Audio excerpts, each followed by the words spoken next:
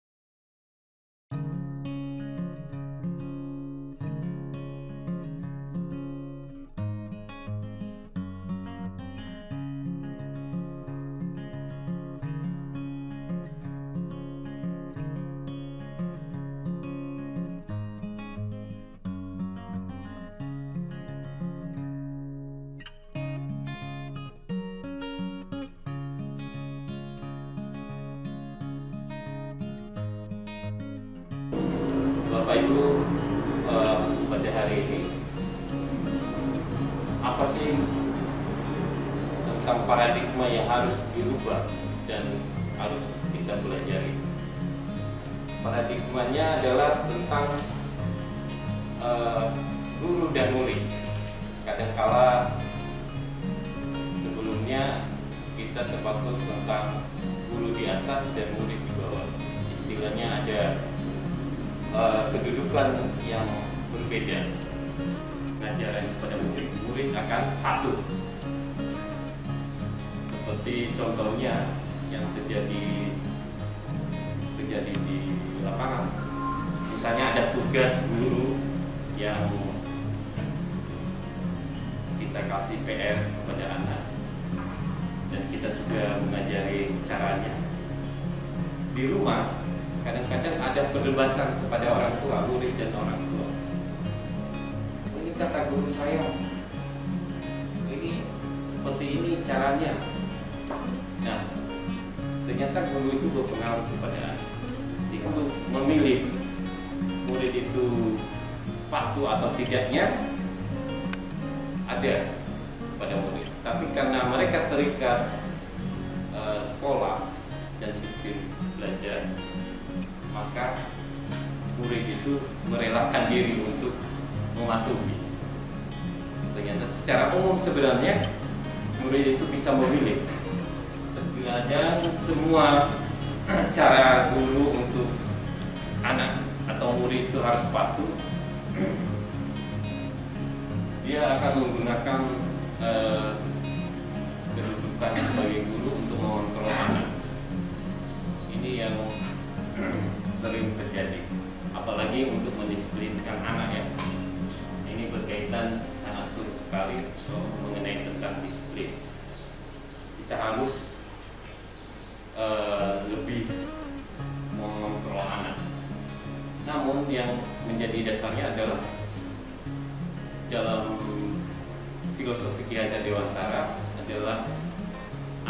adalah khususnya SD, masa di mana mereka bermain. Nah, di sana sebenarnya kita harus mengetahui kebutuhan-kebutuhan anak. Tidak harus tentang kebutuhan guru itu. Di kelas 1 sampai kelas 6 itu masih dalam kodratnya. Kodrat anak itu dalam umur itu kodrat bermain, dan guru harus mengerti setiap kebutuhan anak dalam tumbuh kembang bermain. Seharusnya strategi pembelajarannya tidak harus seperti sistem tentara ya. Profil pelajar Pancasila.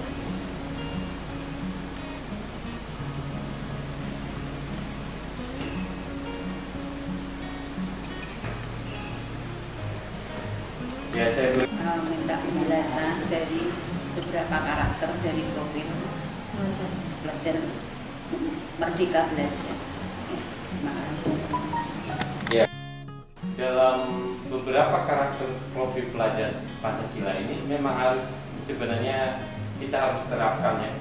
Kemarin ada contoh nyata yang saya berikan di YouTube, saya juga ada, dan prakteknya di kelas Udar ya, sama Bu Wati ya kemarin, tentang profil pelajar Pancasila sebagai dasar kita untuk mewujudkan Merdeka Belajar. Ada 6, yaitu yang pertama tentang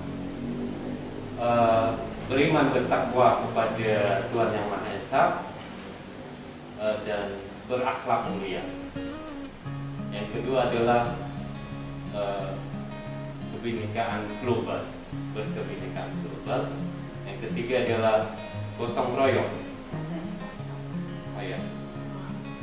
Beriman dan bertakwa kepada Tuhan Yang Maha Esa serta berakhlak mulia, itu yang pertama.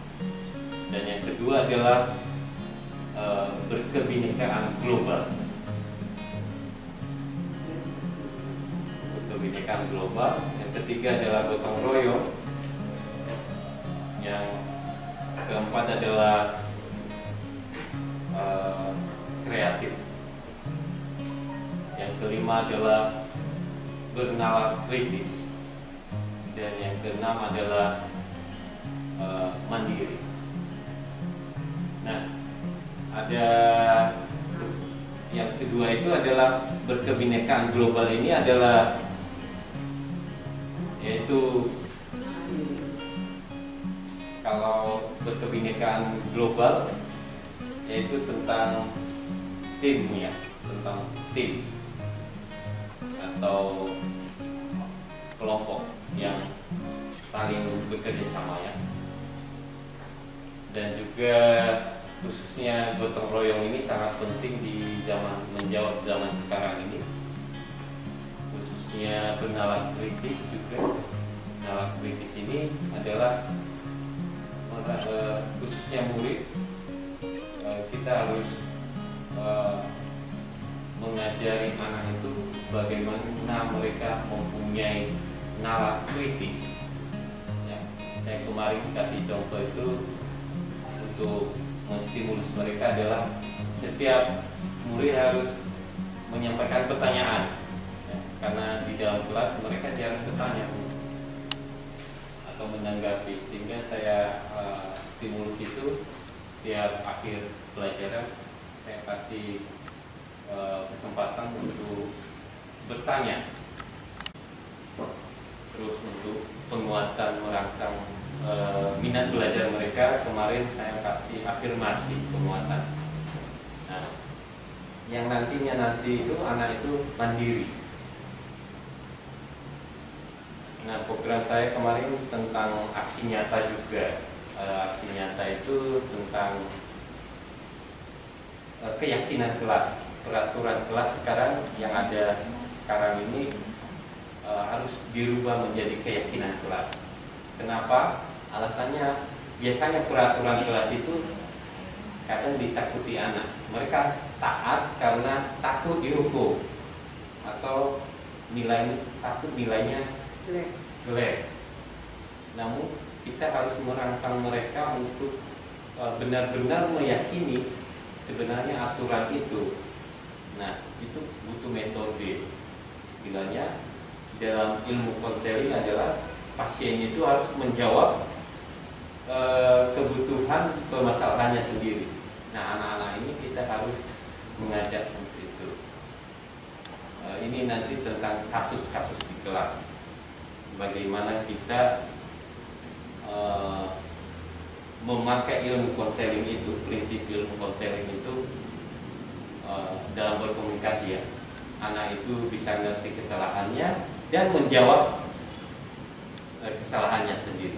Tapi kita harus arahi anak itu ya, sehingga mengklaim anak, menghakimi anak salah itu dirubah. Nah, itu yang menjadi pengembangan profil belajar Pancasila tadi. Kalau kreatif, ya sama-sama kreatif, kemampuan anak.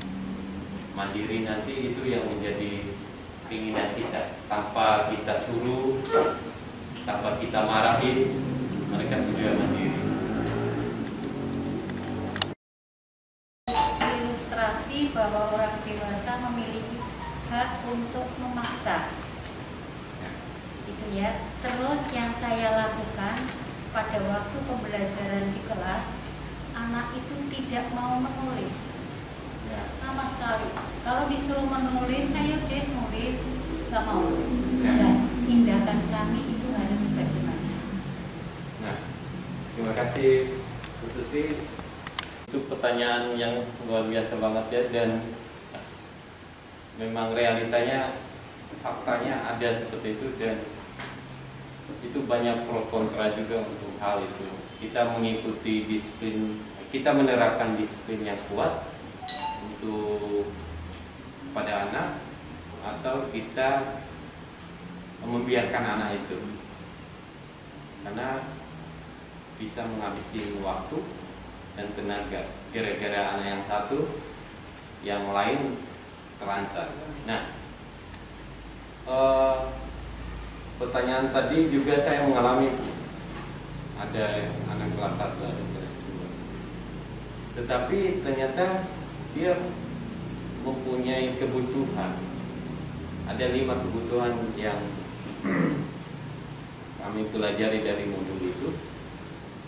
Salah satunya adalah kebutuhan kasih sayang,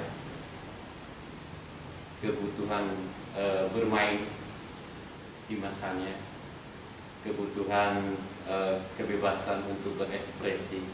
Nah, hal-hal inilah yang menjadi bukan bebannya, menjadi cara kita bagaimana menjawab dan mengetahui kebutuhan anak ini.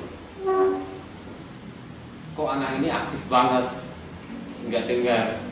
Ternyata ada sesuatu, pasti ada sesuatu kebutuhan yang anak ini belum terjawab, baik di dalam keluarga maupun di sekolah. Nah, biasanya di dalam keluarga, di lingkungan ini yang memang kita butuh mengerti, sehingga tidak ada miskomunikasi untuk melihat anak ini. Kalau sudah kita mengetahui kebutuhan anak ini, salah satu kebutuhan anak ini, pasti kita, khususnya Bu Susi, sudah banyak pengalamannya untuk strategi. Yang menjadi dilemanya, kita tidak mengetahui bagaimana kita mengetahui kebutuhan anak ini. Dia butuh kasih sayang, kebutuhan kebebasan, atau kebutuhan bermainnya. Karena kodrat anak itu adalah bermain.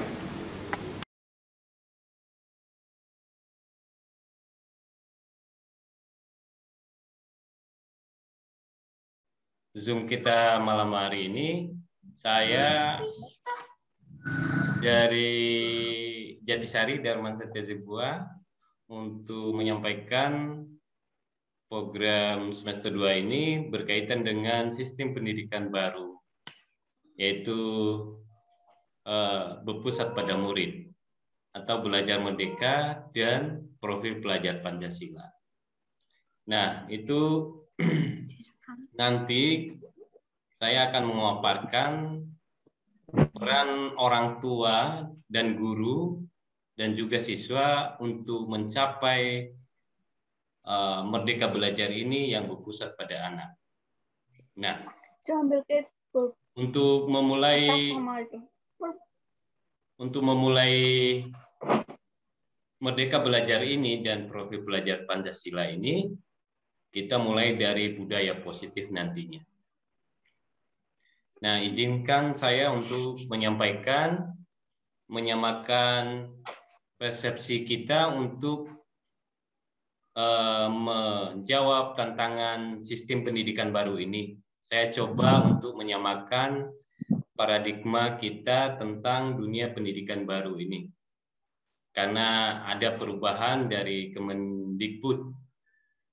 Nah, untuk itu saya minta partisipasi dari orang tua murid yang tujuannya nanti untuk kemerdekaan belajar anak. Nanti, kalau guru saja mungkin tidak bisa ya untuk melakukan perubahan belajar ini dalam sistem pendidikan belajar yang baru.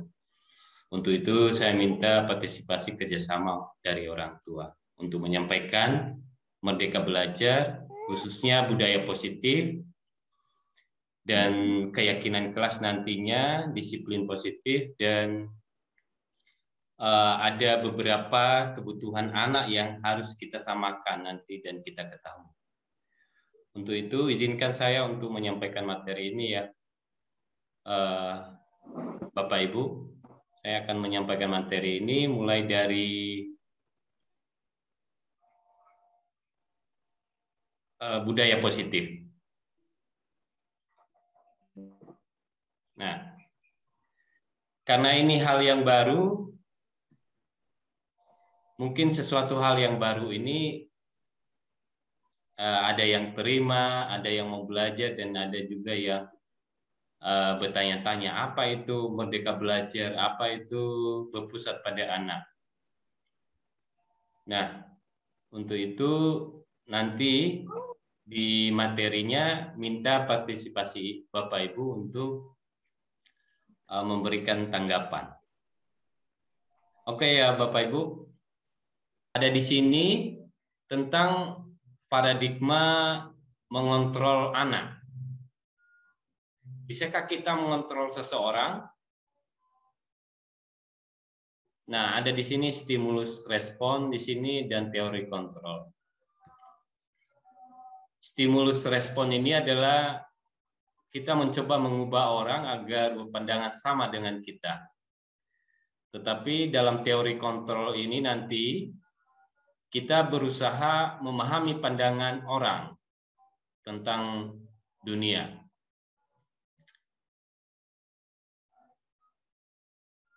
Stimulus respon, perilaku buruk dilihat sebagai suatu kesalahan. Teori kontrol, semua perilaku memiliki tujuan.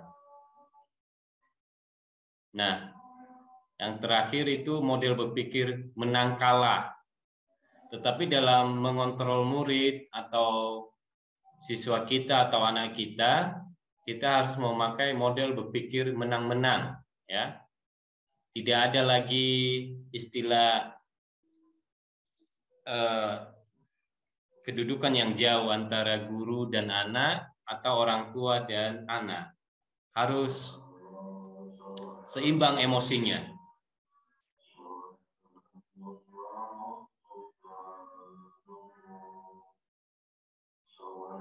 Nah, khususnya kepada guru ini menjadi pelajaran bagi saya juga dan belajar. Dan ini berpikir kemarin harus dibagikan kepada orang tua. Supaya dalam penanganan anak di zaman sekarang ini bisa meminimalisir atau membantu untuk tumbuh kembang peserta didik atau anak kita. Padahal disiplin itu artinya maknanya adalah belajar sebenarnya. Tapi karena budaya lama, pemikiran yang lama kita itu, kita merasa disiplin itu identik dengan hukuman atau ganjaran atau sesuatu yang menakutkan bagi anak.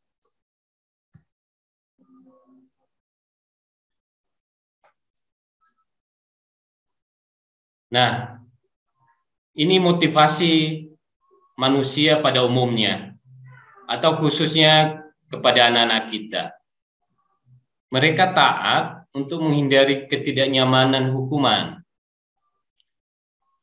Mereka taat untuk mendapatkan imbalan. Mereka juga taat atau menuruti perintah kita karena untuk menghargai diri sendiri menjadi insan sesuai harapan. Nah, ini yang ketiga ini yang paling bagus ini. Ini lahir dari dalam. Untuk menghargai diri sendiri menjadi insan sesuai harapan. Contoh kalimatnya adalah, saya akan menjadi orang yang seperti apabila saya melakukannya. Nah, ada 1 dan 2 ini adalah motivasi dari luar ya. Sedangkan yang ketiga ini adalah motivasi dari dalam diri. Nah, sehingga sasaran kita nanti dalam pembelajaran khususnya dalam disiplin positif, sasaran kita adalah bagaimana ketaatan anak atau semangat anak belajar untuk merdeka belajar ini lahir dari dalam diri mereka. Ada beberapa cara, metode, strategi yang perlu dipelajari. Nah, teori ini dari Bapak Pendidikan kita, yaitu Ki Hajar Dewantara, tentang merdeka ya. Merdeka itu artinya tidak hanya terlepas dari perintah, akan tetapi juga cakap buat memerintah diri sendiri. Nah, ini dari Ki Hajar Dewantara, menteri pertama sekali di Indonesia. Nah, untuk merdeka mandiri ini, kepatuhan, ketaatan dari dalam inner beauty murid atau anak kita ini harus ada. Mereka bukan hanya taat dan mengikuti perintah kita hanya karena tadi takut dihukum, nilainya berkurang, karena nanti nggak dapat hadiah. Nah, itu hal-hal yang membuat dalam dunia pendidikan ini agak kelihatannya terlambat ya, tidak mengalami perubahan percepatan, khususnya dalam tumbuh kembang anak kita dalam belajar. Nah, ini gambaran umum Bapak Ibu, lingkungan positif, keyakinan kelas. Nah, keyakinan kelas kemarin, mungkin saya melibatkan anak-anak kemarin ya. Di video juga saya sudah kasih tugas untuk awal semester ini, keyakinan kelas. Peraturan kelas itu sekarang dirubah menjadi keyakinan kelas. Ya. Keyakinan kelas itu adalah sesuatu nilai-nilai yang bagus ya, nilai-nilai kebajikan yang diyakini oleh anak. Sedangkan peraturan itu sesuatu yang mereka patuhi karena ada jarak patuh kepada guru, karena sistem sekolah juga. Tetapi sebagian pada umumnya tidak lahir dari dalam diri anak itu. Sehingga peraturan kelas itu dirubah menjadi keyakinan kelas. Dampaknya apa? Akan mempercepat kemandirian anak. Keyakinan kelas ini. Kita istilahnya nanti tidak harus menghabiskan energi untuk marah-marah, untuk mengingatkan mereka, kita ingatkan mereka melalui kesepakatan. Nah, ini memang strateginya kita harus mengajak anak untuk berbicara, berkomunikasi antar dua, baik guru, orang tua kepada anak. Harus ada komunikasi dan kesepakatan. Kalau belum terjadi kesepakatan, nanti keyakinan kelas ini akan tidak bisa maksimal, atau tujuan mempercepat kemandirian anak ini tidak akan cepat ya. Nah, ini gambaran umum. Sini, keyakinan kelas, hukuman, dan penghargaan. Ada contoh seperti kita menggunakan helm, Bapak Ibu, atau menggunakan masker.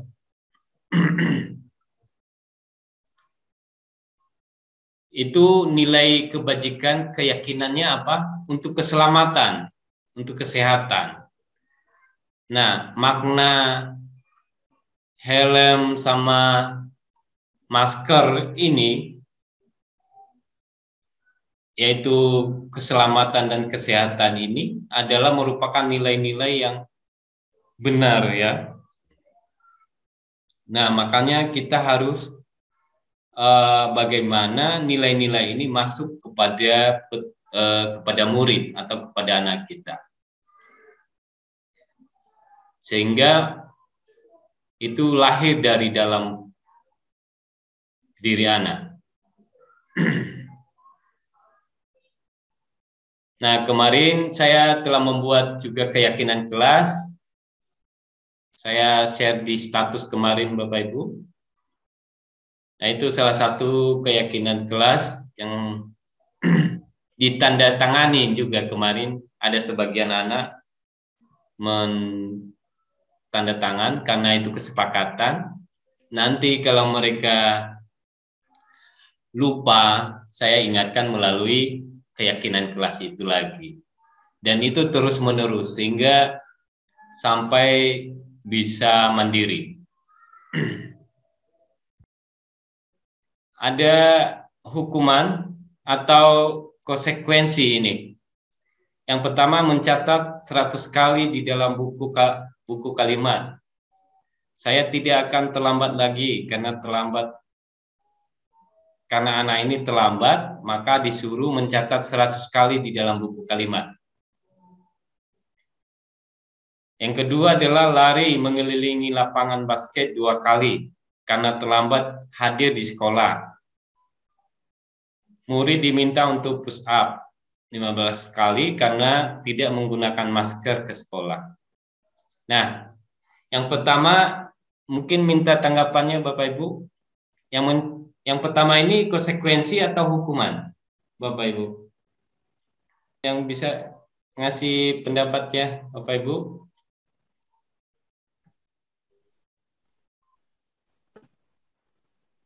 Anak disuruh mengelilingi lapangan basket 2 kali karena terlambat. Ini sesuai dengan kesalahannya atau hukuman? Pak Damar, dengar suara saya enggak? Dengar, Bu, dengar. Ya. Nah, kalau sudah kesepakatan keyakinan kelas, ya menurut saya sih itu memang harus konsekuensi ya Pak ya, memang harus biar anak itu ya taat gitu. Kalau datang sekolah nggak terlambat lagi. Oke, yang nomor 3 Bu. Murid diminta untuk push up 15 kali karena nggak memakai masker. Ini sesuai kesalahannya atau hukuman? Sesuai kesalahan kan memang harus prokes ya Pak ya. Nah, ini disuruh push up 15 kali. Ini termasuk konsekuensi atau hukuman?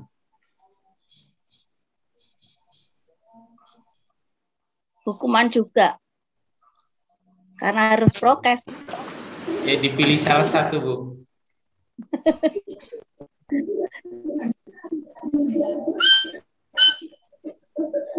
Ada Bapak yang angkat tangan tadi Zoom 2020 bisa menjawab, Pak? Dengan Pak siapa ya? Pak Bambang. Ya, Pak. Ini nomor 3, ini konsekuensi atau hukuman, Pak? Suruh push up anaknya karena tidak memakai masker.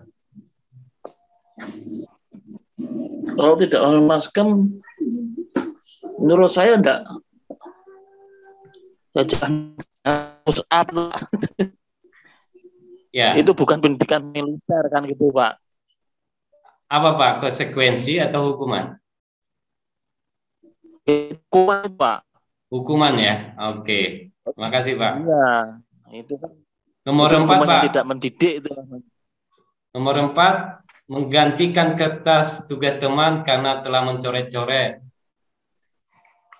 Ini konsekuensi atau hukuman nih?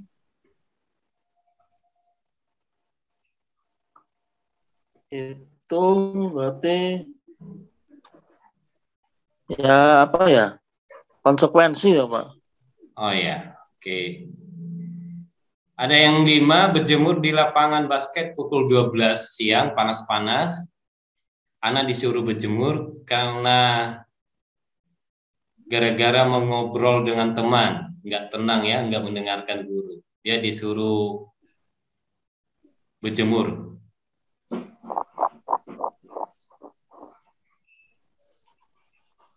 Itu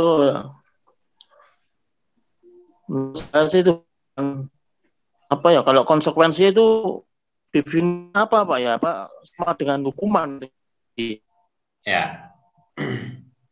Oke, Pak. Nah, itu tadi sebagian dan inti materi kita tentang budaya positif. Nanti juga ditambah dengan kita harus melihat kebutuhan anak, Bapak Ibu. Bagaimana kita membuat anak ini merdeka belajar, khususnya dalam disiplin positif untuk lebih mandiri. Selain tadi kita mengenal keyakinan kelas, kita juga harus melihat kebutuhan. Kebutuhan anak itu, kebutuhan kasih sayang, kebutuhan kebebasan, kebutuhan bermain, dan banyak hal dunia anak ini yang harus kita mengerti. Sehingga ketika kita mengerti kebutuhan mereka, maka apapun yang kita ajarkan, mereka pasti akan patuh. Mungkin ada pertanyaan lagi, Pak, untuk budaya positif ini sama disiplin tadi, disiplin positif,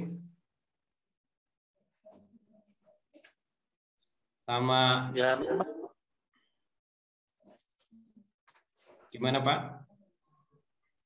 Ya, pertanyaan tuh cara untuk mendisiplinkan anak itu memang kan belum tahu caranya, memang agak susah itu, Pak, kalau ngajari disiplin gitu kan. Rumah itu susah, Pak. Oh ya. Oh ya, saya akan bagikan ya, Pak ya.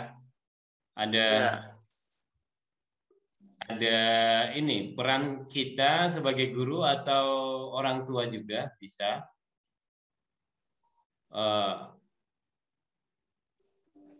Yang saya bilang tadi itu peran kita adalah sebagai manajer. Ya. Kelihatan ya, Pak, Bu?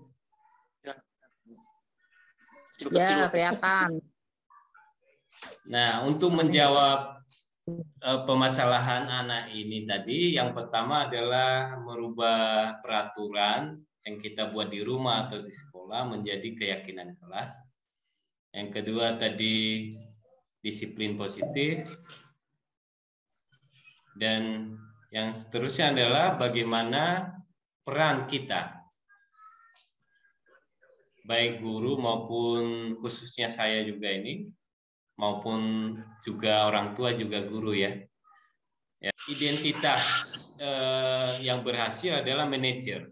Kita sebagai manajer, biasanya tugas manajer itu apa? Ya.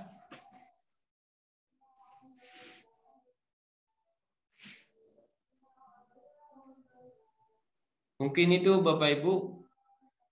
Nah, yang terakhir adalah restitusi. Nah, ini yang terakhir adalah restitusi adalah proses menciptakan kondisi bagi murid untuk memperbaiki kesalahan mereka.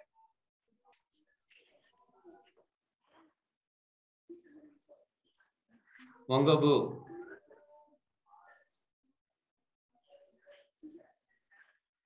Mama Jojo, udah Bu.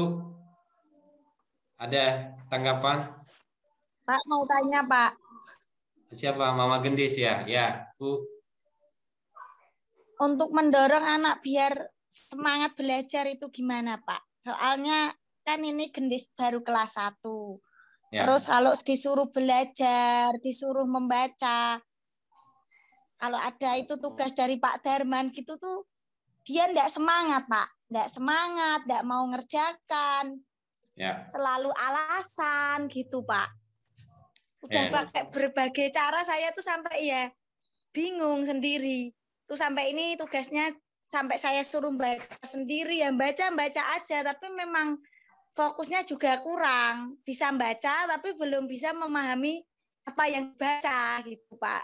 Maupun pelajaran tema pun dia saya pelajari sendiri gitu. Udah bisa baca tapi belum fokus memahami itu yang dibaca gitu Pak. Fokusnya tuh ya bermain. Di rumah ya bermain.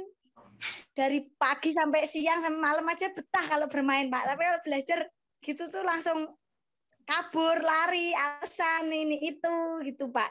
Biar mendorong anak semangat itu bagaimana Pak? Oh ya. Ya Bu, makasih.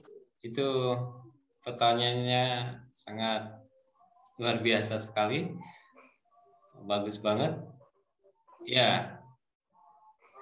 Kelihatannya di sekolah sama di rumah juga pergumulan orang tua sama guru di sekolah juga sama, hampir sama. Makanya saya mulai dari afirmasi itu Bu, sama keyakinan kelas itu juga sama jargon. Kemarin udah tak kasih jargon itu orang rajin cari cara, orang malas cari alasan. Itu sebelum belajar itu saya kasih yel-yel itu. Nah, sehingga pelan-pelan sih untuk membangun identitas mereka ini dari dalam.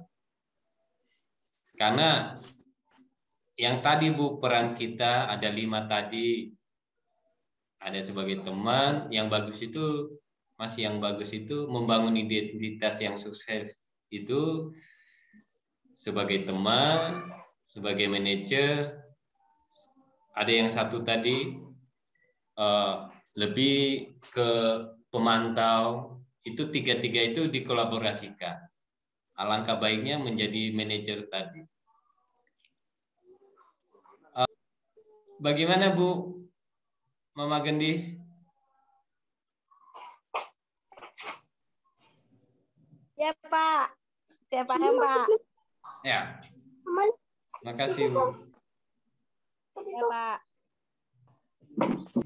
Oke Bapak Ibu, mungkin itu aja materi kita hari ini. Terima kasih untuk waktu yang sudah tersita. Minta maaf jika ada kesalahan dalam penyampaian saya. Karena waktu terbatas, mungkin di lain waktu kita akan teruskan untuk diskusi ini. Untuk tujuannya untuk anak-anak kita untuk lebih baik lagi ke depannya. Demikian saja Bapak Ibu acara Zoom kita malam hari ini. Ada pertanyaan lagi, Bapak Ibu?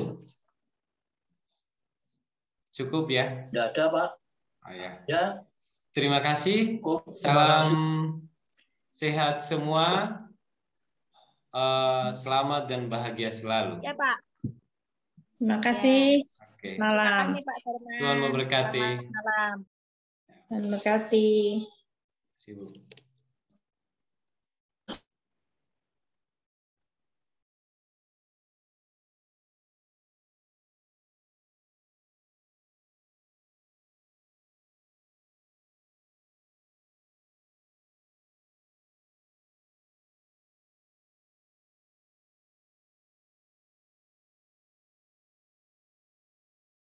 Anak, selamat siang semuanya. Kemarin kita sudah sepakat menulis keyakinan masing-masing. Ya, masih ingat? Nah, kemarin Pak Daman sudah simpulin, kita telah membuatnya dan kita sudah meringkas semua keyakinan yang masing-masing dibuat ya.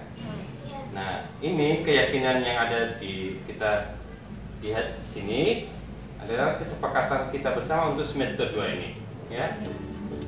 Adanya harus rajin belajar, mengerjakan PR, bertanggung jawab, saling menghargai, ramah, sopan ya. Seperti contoh yang kemarin pas masuk harus salam, itu harus mandiri ya. Padahal nggak harus ingatin lagi. Dan peduli sama teman ya, peduli ya.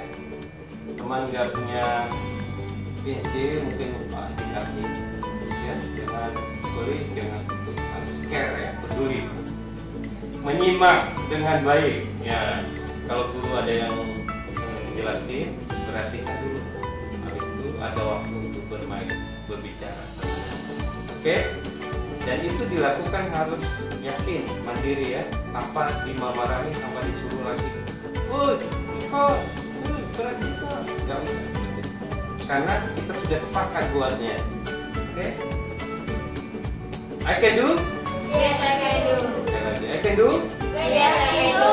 Sekarang Pak Daman minta waktunya untuk tanda tangan ya. Karena kita sepakat mulai dari